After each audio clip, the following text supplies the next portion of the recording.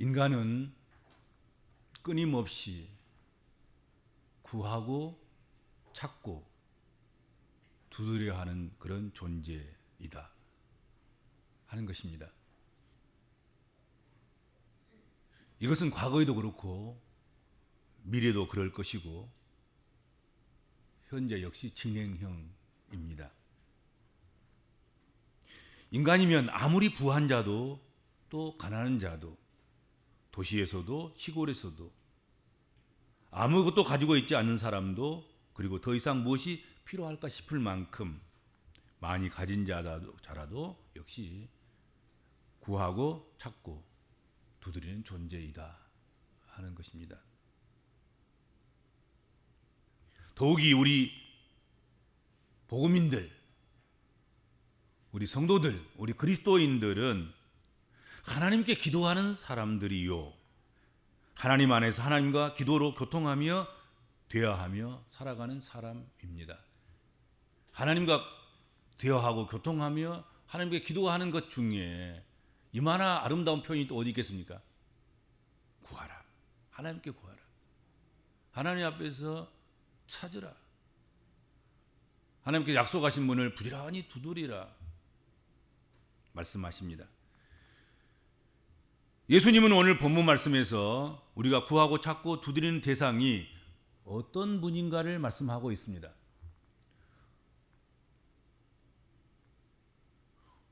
우리가 기도하는 대상인 하나님은 구하고 찾고 두드리는 자에게 좋은 것을 주시고자 하시는 하나님 아버지시다 하는 거지요.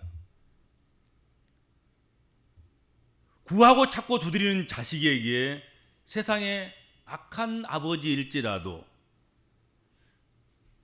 전혀 생뚱맞는 것을 주시는 아버지가 없을 것이다 하는 거지요. 하물며 하늘에 계신 우리 아버지 하나님께서 그 자녀들이 구하고 찾고 두드리는 자에게 좋은 것을 주시지 않겠느냐, 그렇게 말씀하시면서 구하고 찾고 두드리는 일에는 반드시 얻고 찾고 열리는 것을 약속해 주시고 있습니다. 세상에 악한 아버지도 제 자식에게는 좋은 것을 줄 줄 안다는 거지요. 하물며 하나님 아버지께서 너희들에게 좋은 것 주시지 않겠느냐.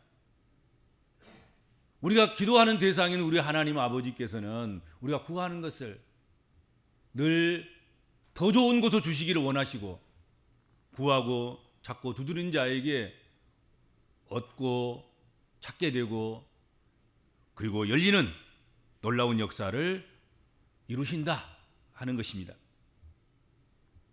예수님께서 구하고 찾고 두드리라는 그 말씀을 하시면서 떡과 돌, 생선과 뱀, 아주 극과 극의 전혀 비교 대상이 안 되는 그런 것들을 등장시켜 놓고 있습니다. 왜 그렇게 과장된 표현을 하셨을까요?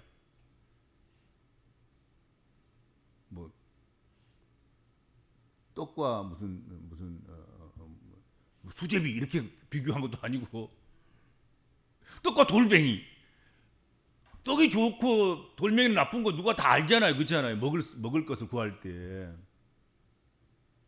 생선 중에서 무슨 잘 먹지도 않는 생선하고 비교한다면 얼마나 좋겠습니까만은 뱀 이렇게 비교한단 말이에요.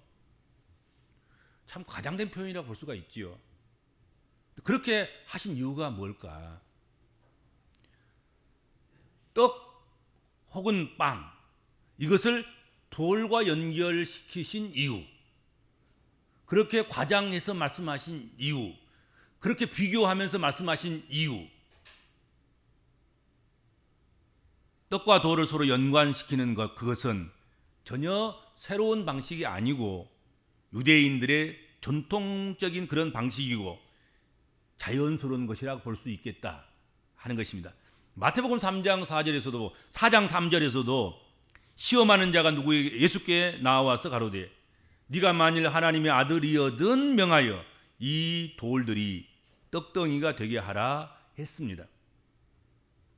아마도 떡과 돌덩이가 그 생김새가 비슷한 데서 둘을 한데 묶는 그런 방식이 유래되었지 않을까, 그런 생각을 해봅니다. 그러나 떡과 돌은 비슷한 모양이라고 해서 같은 의미를 지닌 것은 아니며 오히려 확연하게 상반된 것입니다. 배고픈 자식에게 그래서 떡을 달라고 하는 자식에게 떡은 유익한 것이지만 아무리 비슷하다고 해서 돌은 유익한 것이 아니라 그 무익한 것입니다. 떡인 줄 알고 돌을 먹었다.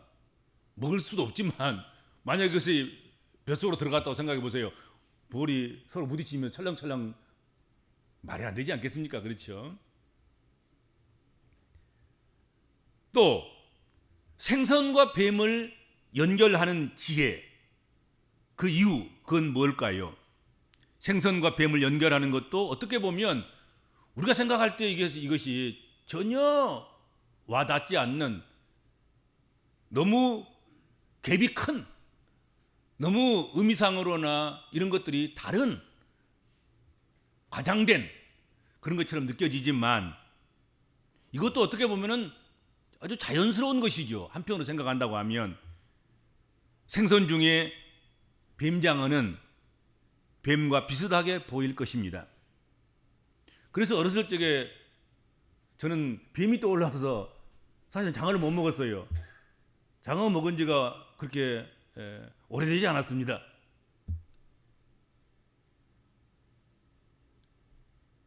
실제로 뱀장어는 안디옥의 호수에서 많이 잡혔다고 합니다. 그러나 유대인들에게 있어서 뱀장어는 먹어서는 안 되는 지느러미와 비늘이 없는 부정한 생선이었습니다. 레위기 11장 10절 12절 보면 무릇 물에서 동하는 것과 무릇 물에서 사는 것 곧 무릇 강과 바다에 있는 것으로서 지느러미와 비늘 없는 것은 너희에게 가증한 것이라. 이들은 너희에게 가증한 것이니 너희는 그 고기를 먹지 말고 그 죽음을 가증히 여기라. 수중 생물에 지느러미와 비늘 없는 것은 너희에게 가증하니라. 그렇게 말씀했습니다. 누가복음에도 보면 오늘 말씀과 비슷한 말씀이 있습니다. 우리는 이것을 이제 복음서에서 서로 병행하는 병행구절이다 그렇게 이야기를 해요. 누가복음의 병행구에는 떡과 돌의 비유가 없는 대신에 알과 전갈의 비유가 나옵니다.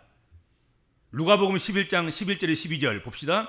너희 중에 아비된 자가 누가 아들이 생선을 달라 하면 생선 대신에 뱀을 주며 알을 달라 하면 전갈을 주겠느냐, 그렇게 표현되고 있습니다.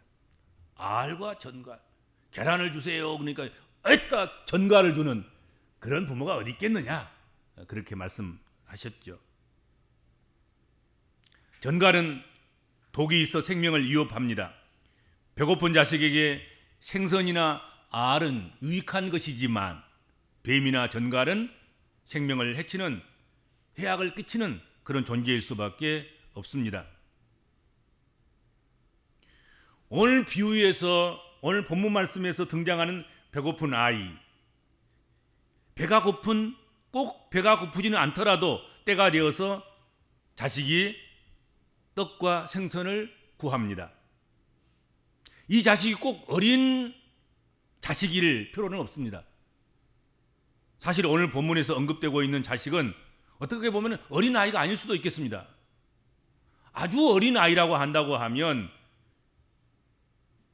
떡을 달라고 했겠습니까? 어린아이 떡 잘못 주면 큰일 납니다. 기도가 막히거나 그러면 죽습니다.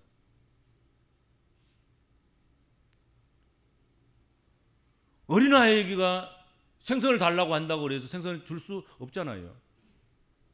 생선 먹다가 가시라도 걸리면 어떻게 하라는 말입니까?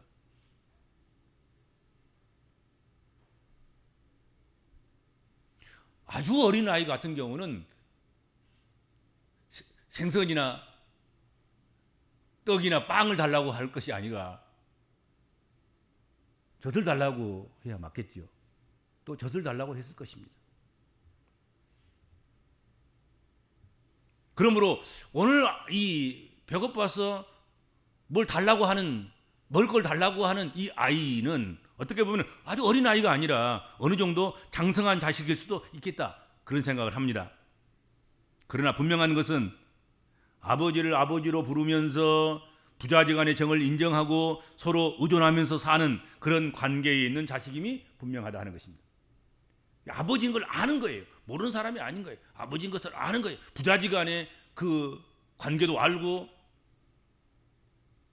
아버지가 뭘 하시는 분이 어떤 분인지, 내가 어떻게 처신해야 되는 건지 그걸 아는 아이인 거지요. 그리고 오늘 비유에 등장하는, 오늘 말씀에 등장하는 이 아버지 생각할 필요가 있는데, 그렇다면 사람의 탈을 쓰고 자식이 아버지를 아버지로 인정하고 아버지를 의존하고 살아가는데 어떻게 자식의 배고픔을 나 몰라라 할 수 있는 그런 아버지가 있겠느냐 하는 것이죠.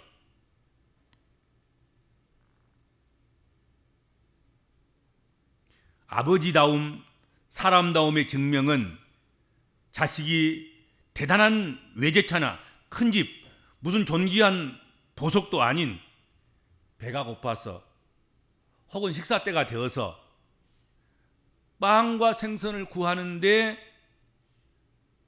적절한 응답을 하는 것, 그것이 아버지다움의 응답이 아니겠는가 하는 것입니다. 뭐 외제차를 사달라고 그랬으면 수준도 안 되는데 또한 아버지의 가치관이 있어서 네 돈 벌어서 네가 외제차 사야지, 아버지가 외제차 사주기를 바라느냐, 오히려 교훈적으로 안 사줄 수, 거절할 수는 있는 거죠. 그렇죠. 오히려 그것이 아버지가 아버지다움일 것입니다. 오히려 그렇게 해서 그것은. 그러나 아이가, 아들이, 자식이 배가 고파서 때가 돼서 양식을 구하는데 그것을 거절할 아비가 어디 있겠는가? 그 아버지가 정상적인가? 그것이 아버지다움인가? 아닌 것이요. 거절하지 않아야 아버지다움인 거죠. 당연히 뭐 외제차 구한 것도 아니고 큰 아파트 달라고 한 것도 아니고 무슨 다른 거 달라는 것도 아닌데, 빵 한 조각 달라는 것인데, 생선 한 조각 달라는데 아버지가 그걸 거절한다? 그건 있을 수 없는 것 아니겠습니까? 그건 아버지가 아니지. 다른 것, 과도한 것, 교육적으로도 좋지 않는 것, 사회 상규상으로도 상식적으로도 그 이해가 안 되는 것, 통용되지 않는 것, 그런 걸 달라고 할 때 안 된다, 아들아. 내가 능력은 되지만 그러나 이것은 옳은 것이 아니지 않냐. 이건 자식을 위한 것이 아니다. 내가 줄 수는 있지만 너 망치는 거야. 그러니까 내가 안 주겠어. 그럴 수는 있겠지만 배가 고파 지금 간다란간다란 지금 허기져 가지고 빵 한 조각 달라고 하는데, 생선 한 조각 달라고 하는데 그것 못 주겠다, 안 준다. 자기 입에서 꺼내서라도 줘야지. 그게 아버지다움이지. 자기가 가지지 못했으면 이웃집에 가서 빌려가 와서라도 자식에게 먹여야지.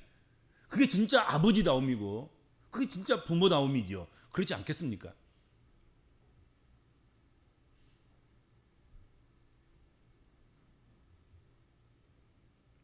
남을 고문하는 전문적인 고문관도, 사형을 집행하는 망나니도, 남에게 사기나 치고 해나 입히는 그런 사람들도, 온갖 범죄를 저지르는 그런 사람들도 자신의 자식에게만큼은 인자하고 다정한 아버지이고 싶은 것이 인지상정일 것이다 하는 것이죠.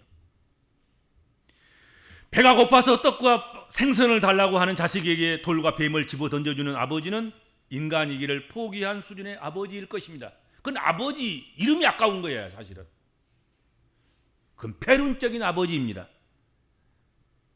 제정신을 잃어버린 병적 상태로 볼 수밖에 없을 것입니다. 가끔 자식을 유기하고 학대하면서 죽이기까지 하는 그런 아버지가 있습니다. 그러나 그것은 오늘 말씀에서 언급하고 있는 아버지의 수준보다 더 나쁜 그런 수준의 사람입니다. 이런 인간들이 없잖아. 있기는 있죠. 뭐 가끔 나오는 뉴스거리에.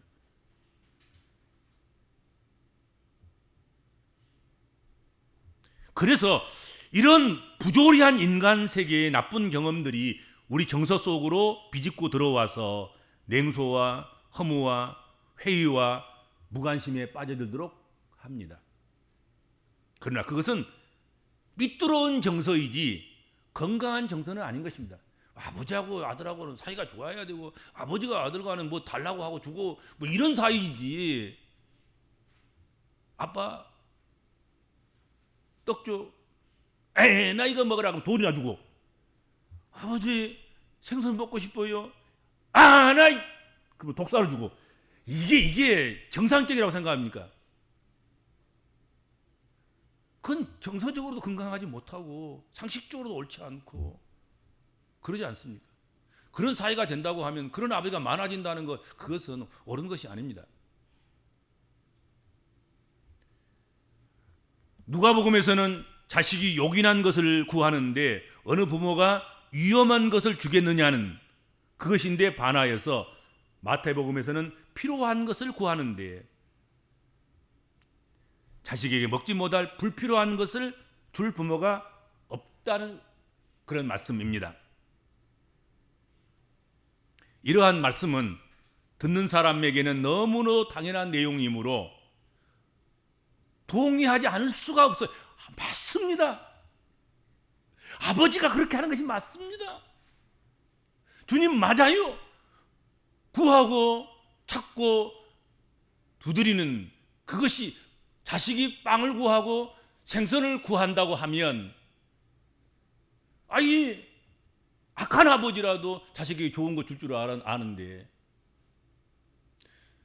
빵을 달라고 하는데 돌을 줄 자가 없고 생선을 달라고 하는데 뱀을 줄 자가 없는데 천부께서 아버지 하나님께서 너희가 구하고 찾고 두드리는데 어찌 주시지 않겠느냐? 아멘 주십니다. 그러지 않겠습니까? 그렇죠? 그걸 유도하는 거죠. 지금 예수께서 쫙 이렇게 산상보훈을 하시면서 산상에 있는 제자들에게 그리고 유대 백성들에게 예수께서 말씀을 끌어가시는 거죠. 야, 구해야 된다, 찾아야 된다, 문을 두드려야 된다. 어떻게 구하면 얻습니까? 찾으면 찾아집니까? 문을 두드리면 정말 열려요? 안 열릴 수도 있잖아요. 회의하고 의심하고 그렇게 해야 되는가 확신도 없고 그럴 때 예수께서 이 말씀을 쫙 하신 거예요. 떡과 돌의 비교, 생선과 독사, 뱀의 과장되지만 조금 이런 것을 통해서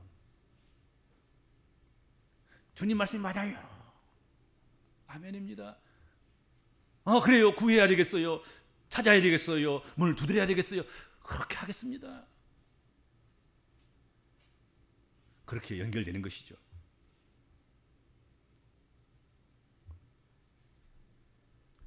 아들이 필요한 것을 구하면 오히려 해로운 것을 줄 부모가 없음을 밝히면서 하나님 아버지께서도 구하는 자에게 필요한 것으로 응답하실 것을 확신시키고 있는 것입니다. 확신 들잖아요. 그렇죠? 아멘입니다. 옳습니다. 그러실 줄로 믿습니다. 비록 세상의 아버지는 그렇게 할지 못할지 몰라도 아버지 하나님은 하실 것입니다. 이렇게 되는 거죠. 아버지보다 더 좋으신 하나님.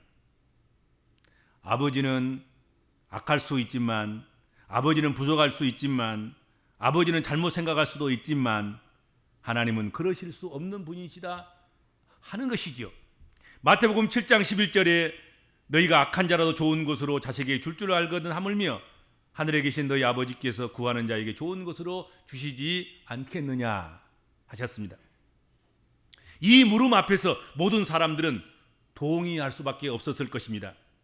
산상에 앉아있는 산상보원을 듣고 있는 무리들이, 그 어떤 사람들도 이 말씀에 동의하지 않을 수 없었을 것입니다.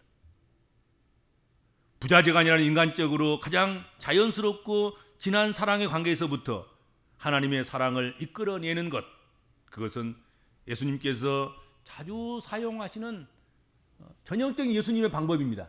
예수적인 것이죠. 예수님은 이런 아버지와 아들의 관계에서 한 걸음 더 나아가서 하나님 아버지와 하나님의 자녀들인 관계로 나아갑니다. 악인과 선인에게도 햇빛과 비를 골고루 주시는 분, 전능하실 뿐만 아니라 전지하신 하나님 아버지이신데, 진정으로 빵과 생선을 구하는 자에게 돌과 뱀을 주실 이유가 전혀 없다는 것이죠.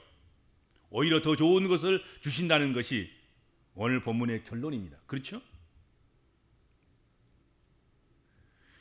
이사야서 49장 15절에 보면 바벨론 유배 생활을 하는 이스라엘 백성들이 고통스러운 한숨과 함께 하나님은 우리를 잊으셨는가? 라고 물을 때 이사야를 통해서 하나님의 응답이 기록되어져 있는데, 이사야서 49장 15절, 여인이 어찌 그 젖먹는 자식을 잊겠으며 자기 태에서 난 아들을 긍휼히 여기지 않겠느냐. 그들은 혹시 잊을지라도 나는 너를 잊지 않을 것이라고 단언하신다. 자기 자궁으로 낳은, 자기 태에서 낳은 자기 자식을 모른 채 하고 잔인하게 굴고 돌보지 아니하고 지키지 아니하고 아직도 젖먹인데 그를 불쌍히 여기지 않을 그런 의미가 어디 있겠느냐. 그런데 혹시 그런 못된 의미가 있다 할지라도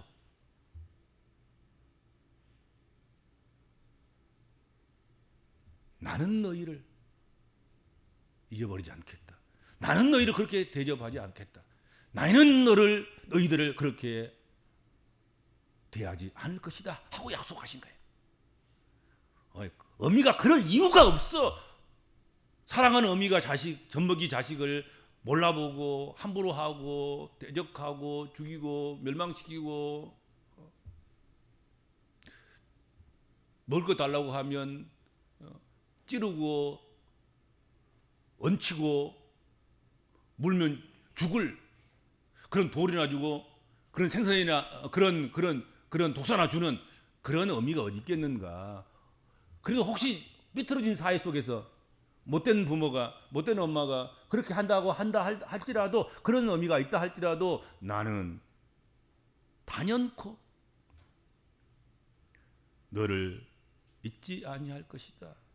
포로된 백성들에게 귀환의 약속을 하시면서 그런 말씀을 주신 거예요.